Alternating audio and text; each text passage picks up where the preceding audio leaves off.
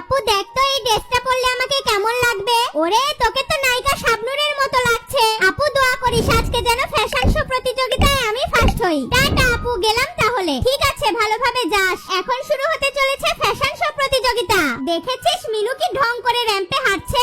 দেখ দেখ আবার জামা পাল্টা এসেছে। থাম, তোর ঢং আজকে বের করব। হায় সর্বনাশ, চারিদিকে লোহা বিছিয়ে রাখলো কে?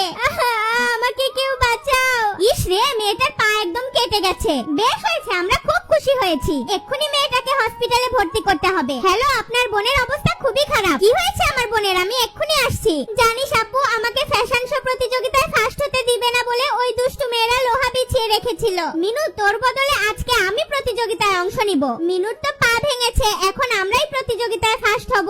দাঁড়া, তোদের ফার্স্ট হওয়া বের করছি। হায় সর্বনাশ, এই সুন্দরী মেয়েটা আবার কোথায় থেকে আসলো? মিনু না থাকায় মিনুর বোন আজকের প্রতিযোগিতায় ফার্স্ট হয়েছে। আমাদের কপালটাই খারাপ। বোন, কান্দিস না।